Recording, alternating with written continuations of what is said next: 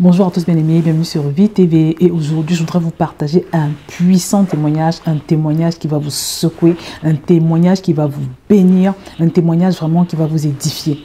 Mais avant toute chose, je vous annonce que la prochaine session de la rentrée de la formation 5 semaines pour sortir de la frustration a lieu le 14 octobre prochain. Si tu n'y as jamais participé, je t'encourage vivement à le faire parce que de grandes choses se passent au sein de cette école. Donc pour aujourd'hui, je vais vous partager le puissant témoignage du frère Kevin qui a participé à cette formation. Et avant de vous partager le témoignage qu'il m'a envoyé récemment, parce que ça va être au moins son 3e témoignage, après le tout premier qu'il avait donné à la suite de la formation des passionnés de Dieu. Donc ce frère a eu une expérience magnifique, surnaturelle, avec le Saint-Esprit durant le challenge 21 jours synchronisé avec le Saint-Esprit que nous organisons pour toutes les sessions de la formation des passionnés de Dieu. Mais en ce qui concerne son témoignage d'aujourd'hui, c'est particulier. Pourquoi? Parce que ce frère souffrait d'un problème de pornographie, vous voyez. Et vous savez que c'est une addiction en fait. C'est-à-dire qu'une fois que tu réussis à en sortir, tu n'es jamais... Je veux dire, surtout au départ, tu n'es jamais sûr que tu ne vas pas rechuter. La pornographie, c'est très compliqué. Je dis toujours qu'il vaut mieux ne pas y entrer, il vaut mieux ne pas commencer, parce que quand on entre dedans, on ne sait pas quand on va en sortir. Donc, ce pourquoi je partage ce témoignage ici, comme ça, en vidéo, c'est parce que je suis admirative de la façon dont ce frère s'est battu. Je suis admirative de la combativité qu'il a manifestée. Parce que souvent, quand les gens rencontrent un obstacle, ou bien quand ils ont du mal à se débarrasser d'un problème, ils abandonnent très vite. Mais au sortir de l'école des passionnés de Dieu, il s'est rendu compte qu'il y avait encore cette lutte avec la pornographie. Mais il ne s'est pas arrêté, il ne s'est pas découragé. Il s'est battu de toutes ses forces. Il a cherché par tous les moyens à en sortir. Et le Seigneur, voyant ses efforts, a béni ces efforts-là. Le Saint-Esprit, voyant sa soif, il a honoré sa soif. Et je prie vraiment que cet exemple de combativité te serve pour toi également qui rencontre une difficulté chronique dans ta vie. Donc on va y aller avec le témoignage. Je m'appelle Kevin et cela fait 2 années bientôt que j'écoute vos enseignements. En effet, en 2020, j'ai commencé à écouter vos vidéos sur YouTube et Facebook. À cette époque, j'étais témoin de Jéhovah, mais je vivais dans la masturbation et la pornographie. J'allais au culte du mercredi soir et dès que le modérateur disait « Amen », je saluais tout le monde normalement, puis je rentrais chez moi dans ma chambre. Je me connectais à Internet, j'ouvrais Google Chrome en mode navigation privée pour éviter que l'historique de recherche n'ait de traces de mes recherches et j'allais dans les plus grands sites de pornographie comme, alors il a cité des sites, moi j'ai pas envie de les citer ici pour ne pas donner la tentation à quiconque d'y aller et tant d'autres. Alors que je regardais des vidéos pornographiques, je me masturbais dans toutes les positions possibles, debout, couché sur le lit, à la douche. J'étais vraiment devenu un expert en masturbation. Et pourtant, j'étais baptisé et je donnais même des cours bibliques en tant que témoin de Jéhovah. Et bien aimé, ce frère nous dit qu'il était témoin de Jéhovah, il donnait des cours bibliques. C'est-à-dire que quand il avait fini de se livrer à ces pratiques terribles, il allait rentrer dans son costume d'enseignant dans l'assemblée des témoins de Jéhovah. Donc il dit, je donnais même des cours bibliques en tant que témoin de Jéhovah. Chez les témoins de Jéhovah, on nous interdisait d'écouter les enseignements des autres religions en nous donnant un livre qui s'intitule « L'humanité à la recherche de Dieu » où on expliquait l'origine des plus grandes religions du monde en nous donnant la raison de la déviance de ces religions et surtout pourquoi les témoins de Jéhovah sont pour eux la seule organisation qui représente Dieu sur la terre. Mais permettez-moi de vous expliquer l'origine de mon problème de masturbation et de pornographie. À l'âge de 4 ou 5 ans, je marchais dans la maison de mon père en plein couloir et au sol, il y avait un magazine de mode tel que Closer ou Playboy. Le magazine était ouvert et je voyais la photo d'une femme qui était mannequin. La jeune femme devait avoir la vingtaine et elle posait de façon provocante.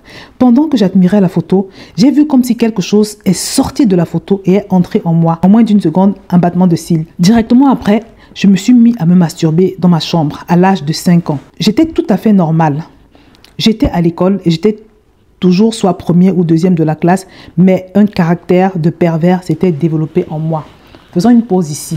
Ce frère affirme que le péché sexuel a commencé après qu'il ait regardé un certain journal, une certaine revue qui appartenait à ses parents. Et cela pose le problème de ce à quoi nous pouvons exposer nos enfants. Vous voyez, les enfants que nous avons chez nous, là, nous devons faire très attention. Et ça pose également la question de même des choses que nous choisissons d'acheter, des choses que nous choisissons de lire, même des objets parfois que nous acquérons.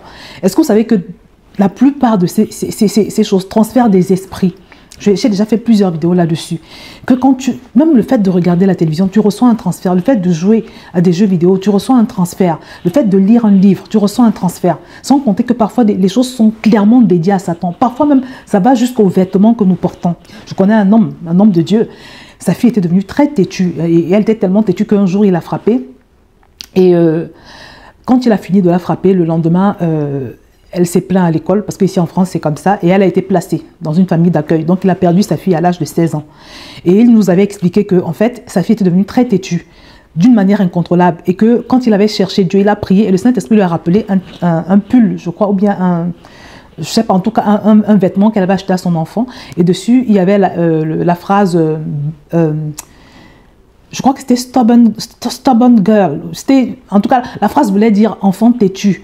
Voilà, ou enfant rebelle, quelque chose comme ça là. Et il disait que c'est à partir de ce moment que la petite avait commencé à manifester beaucoup de têtutesse. Donc nous devons faire très attention à ce à quoi nous exposons nos enfants. C'est très très important. Parce que le monde dans lequel nous vivons, c'est un monde dangereux. Donc on continue le témoignage. Donc un caractère de pervers s'était développé en moi. Quand je marchais en route, je regardais toujours le postérieur des femmes qui passaient près de moi. C'était une obsession. J'étais devenu tellement pervers. Je guettais les femmes de tout âge, mères, femmes, jeunes filles. Seules les grands-mères n'étaient pas mes cibles dans ma folie. Je me masturbais sur la base des images que j'enregistrais dans mon cerveau de femmes habillées de manière indélicate. J'ai ainsi grandi jusqu'à l'âge de 9 ans. Et je m'arrête aussi là pour vous faire remarquer, mes bien-aimés, mes sœurs, et même aussi les frères, hein, de plus en plus, ne soyons pas des occasions de chute pour des gens qui ont ce genre de problème, ou bien même qui n'en ont pas forcément. Ne soyons pas des occasions de chute. Avant de t'habiller, demande au Saint-Esprit.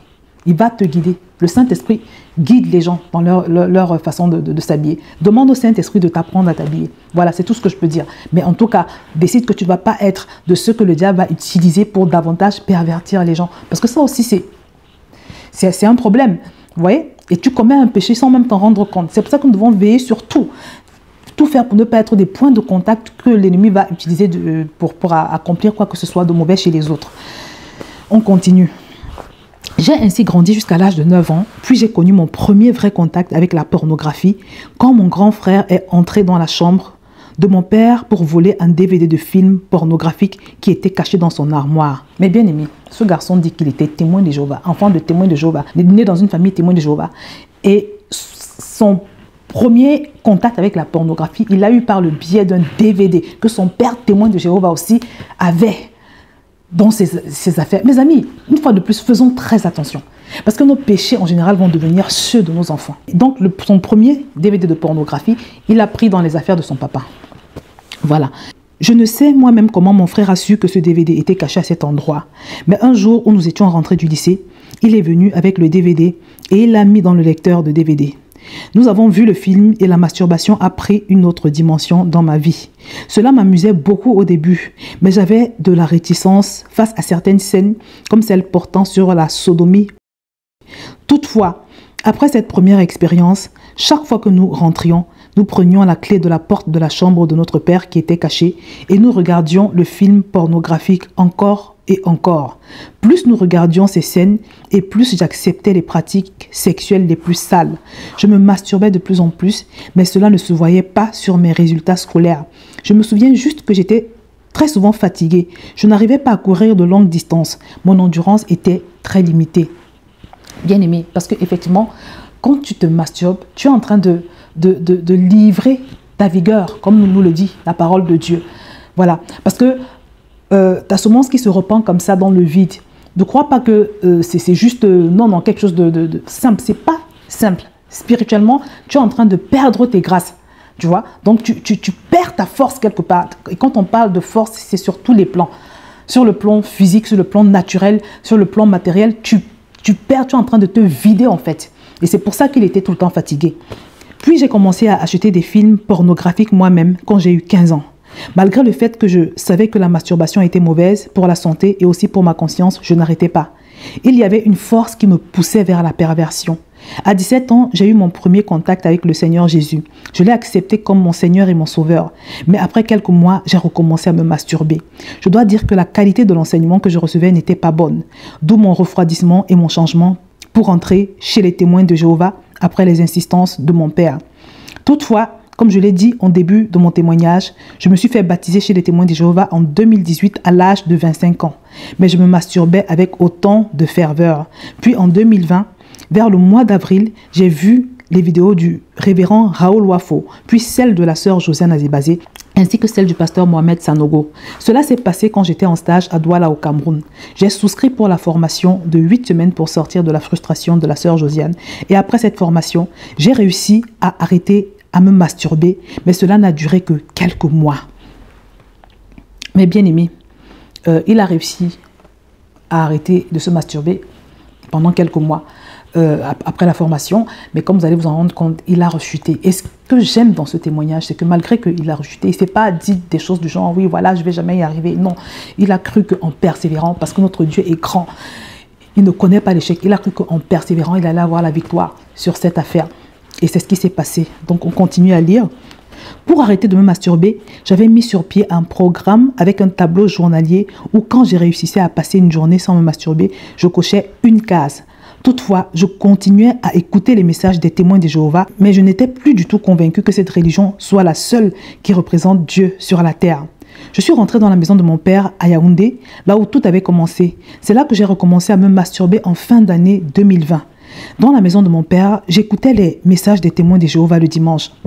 Et je suivais également les cultes en ligne de la semaine et du week-end du pasteur Mohamed Sanogo et du référent Raoul Wafo. Donc ce frère dit que quand il est rentré dans la maison de son père, il a dû être encore à nouveau exposé à ces enseignements des témoins de Jéhovah. La formation était finie depuis plusieurs mois. Il ne s'est pas arrêté à là. Il a décidé de continuer de chercher Dieu. Il a décidé de continuer à chercher des contenus de qualité, des contenus chrétiens de qualité. Et c'est comme ça qu'il tombe sur les vidéos de pasteur Mohamed Sanogo et de révérend Raoul Wafo. Je continuais d'être soumis à la masturbation et à la pornographie. Puis est arrivé un jour où j'ai suivi une voix clairement me dire dans mon cœur « Tu dois quitter la maison de ton père ». J'ai ainsi progressivement arrêté de suivre les enseignements des témoins de Jéhovah, ce que mon père ne digérait pas. Il a fait plusieurs fois des réunions de famille pour m'avertir de la voie que je prenais. Il a même dit qu'il a eu de mauvais rêves à mon sujet. Il m'a dit que des gens du village l'ont appelé à mon sujet pour faire de mauvais rapports, ainsi que des frères de l'assemblée d'Essomba et de Douala. Je continuais de me détacher des témoins de Jéhovah malgré toute cette pression. Un jour, les anciens de mon assemblée à Essomba sont venus me rendre visite pour s'enquérir de ma situation spirituelle. Je leur ai clairement expliqué pourquoi je n'adhérais plus aux enseignements de l'organisation des témoins de Jéhovah.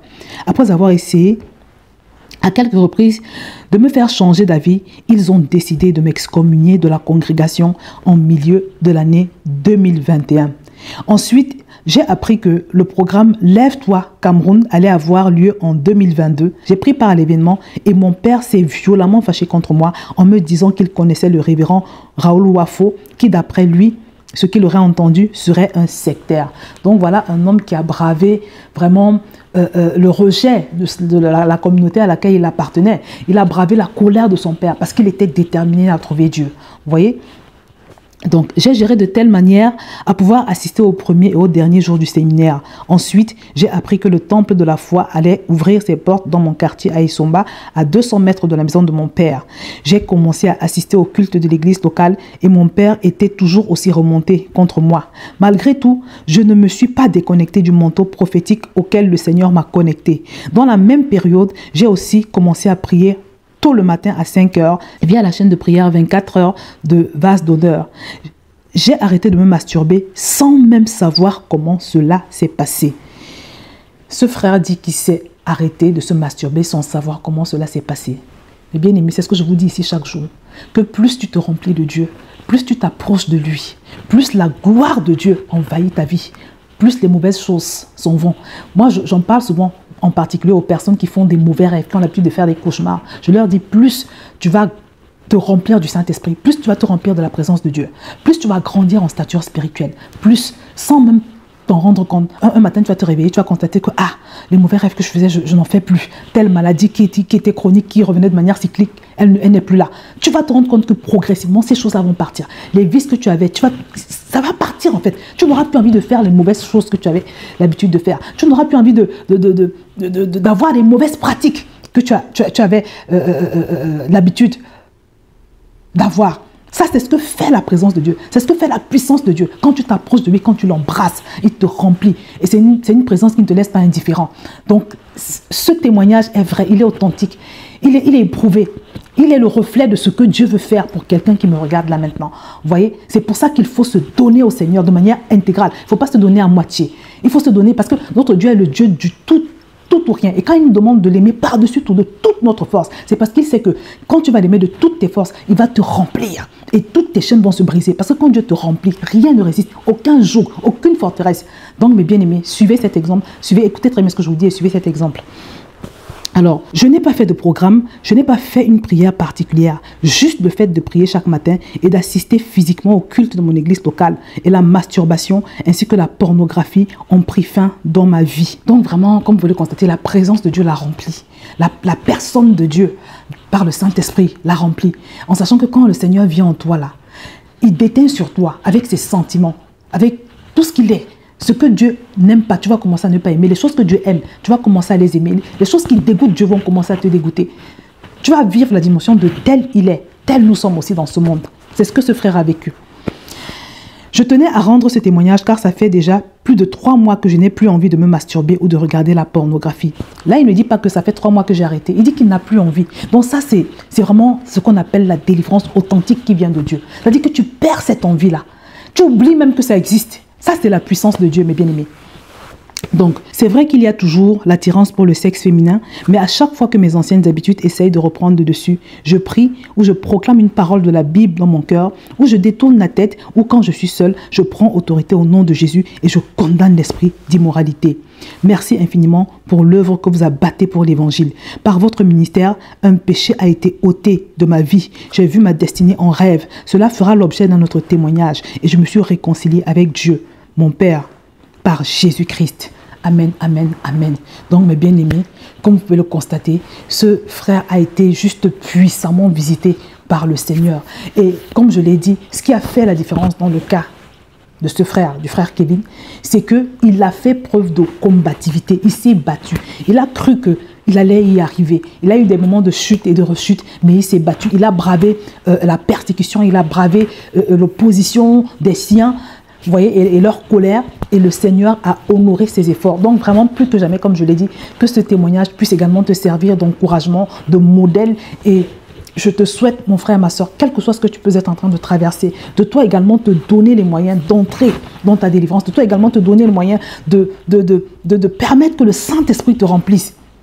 Tu vois? Et c'est pour ça que vraiment, je t'encourage, toi également, à t'inscrire à la formation des passionnés de Dieu. Je vais vous mettre tous les liens en bas de cette vidéo. Et si tu t'es déjà inscrit et que il y a des choses qui continuent de persister, accroche-toi. Laisse-toi conduire par le Saint-Esprit pour persévérer vers d'autres enseignements. Aie une vie de communion fraternelle. Voilà, aie des temps de prière. Donne-toi les moyens. Donne-toi les moyens d'avoir une véritable connexion avec Dieu et de grandir dans cette connexion. Parce que c'est le secret. La Bible nous dit que Dieu seul suffit. La présence de Dieu suffit seule à renverser les forteresses, à briser les barrières, à déplacer les montagnes au nom de Jésus. Donc mon frère, ma soeur, je vais m'arrêter là. J'espère que tu as été édifié par ce témoignage. Et pendant que tu prends exemple sur ce frère, pendant que tu prends ce modèle de combativité, je te vois déjà être libéré. Et je vois déjà cette montagne devant toi se déplacer dans un futur proche. Je vais m'arrêter là. Que le Seigneur te bénisse.